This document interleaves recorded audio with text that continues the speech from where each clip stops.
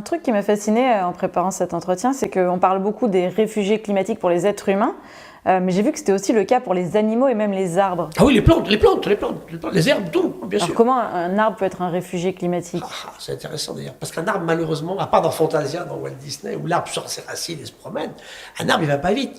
Il y a eu de très beaux travaux de l'INRA en France, dans l'est de la France, où ils ont regardé, sur 18 ans, comment les arbres migraient. Alors le travail est très beau parce qu'il montre que les arbres ont réussi à faire le boulot en altitude. Parce qu'en fait, ils avaient des modèles mathématiques avec les préférences de chaque arbre, chaque espèce.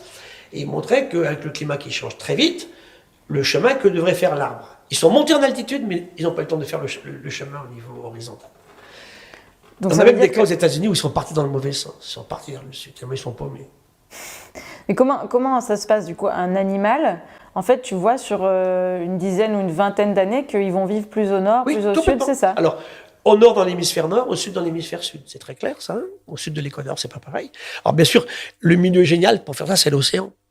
Parce que tu n'as pas de barrière dans l'océan. Tout à l'heure, on disait, il n'y a pas de limite sur les cartes, hein, il n'y a pas de frontière sur l'océan. Hein. C'est ça qui est intéressant. Donc, c'est vrai que sur Terre, en gros, on est à peu près à 6 km par an en ce moment vers le nord dans l'hémisphère nord, le sud dans l'hémisphère sud.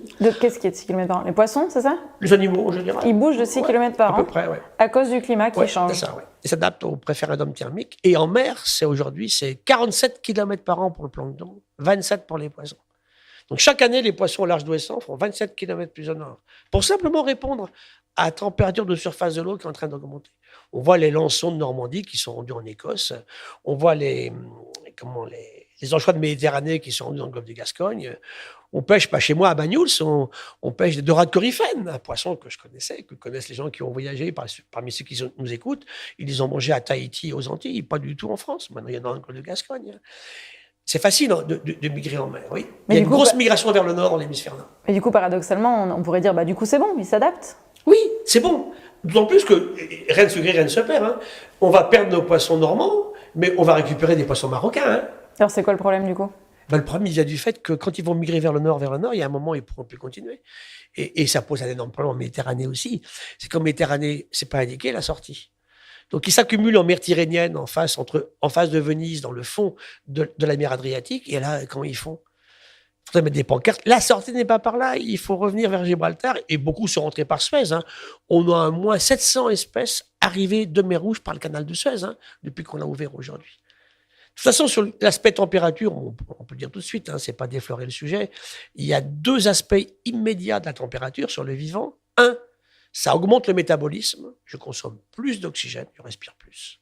Et deuxièmement, je me déplace aussi plus, puisque je veux garder ma température idéale. Il faut bien voir que dans l'histoire de l'évolution, la température est un facteur qui est tellement important.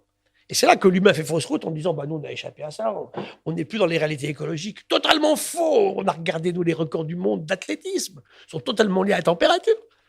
Hein, un record de course, ça se bat entre 12 et puis 16 degrés. Ça ne se bat pas à 0, ça ne se bat pas à 40 degrés non plus. Donc on est bien sûr affecté aussi par la température, l'être humain.